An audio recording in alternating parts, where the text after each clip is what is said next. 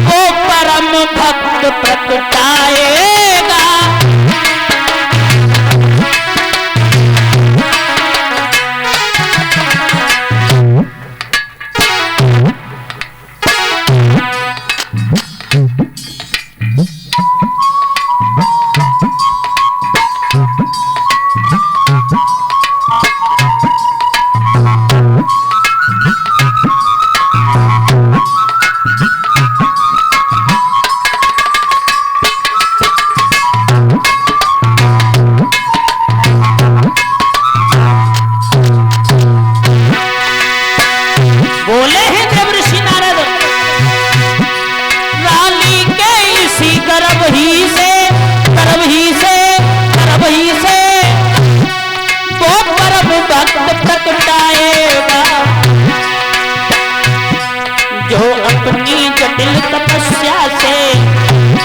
बबुला का मन घटाएगा।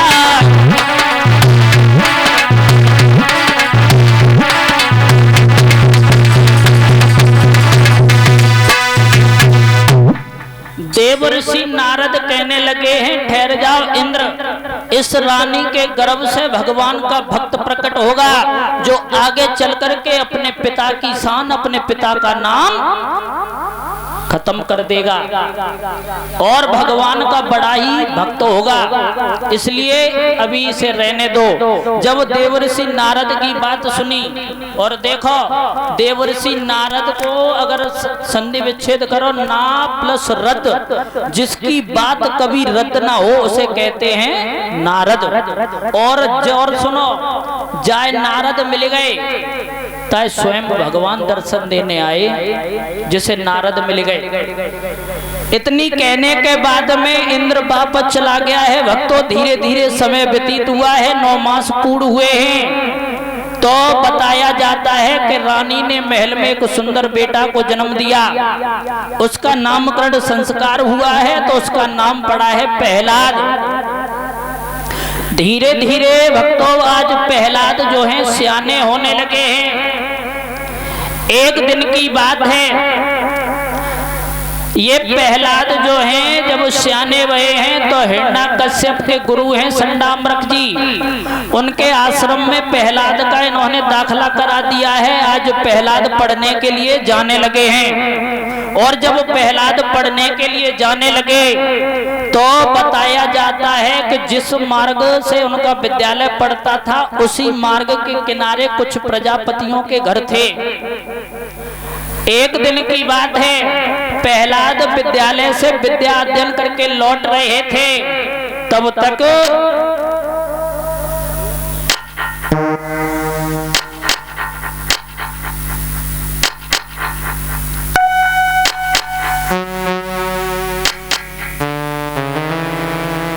क्या देखा है भक्त प्रहलाद ने? उसी नगर से जहां प्रजापतियों के घर बने हुए हैं, वहां से किसी के रोने की आवाज प्रहलाद के कानों में पहुंची। तो आज प्रहलाद वहां से बड़े हैं देखने के लिए कि कौन है ये जो हमारे पिता के नगर में रो रहा है। तो प्रहलाद जब पहुंचे हैं तो क्या देखा है कि एक अबा है और उस अबा के पास में एक बूढ़ी कुम्हारी बैठी बैठी रो रही है, भगवान का नाम ले रही है। और जैसे ही भगवान का नाम कुम्हारी के मुखार से सुना, आज प्रहलाद कहने लगे हैं, मैया तू मेरे पिता के राज्य में मेरे पिता के बैरी का नाम क्यों ले रही है, और तू इस अबा के पास में बैठी बैठी क्यों रो रही है, क्या हुआ? तो आज मैया की आंखों से आंसू आ गए और मैया रोकर के बोली है, बेटा आज मुझसे वो पाप हो गया कि जिसको मैंने सपने में सोचा। क्या हुआ?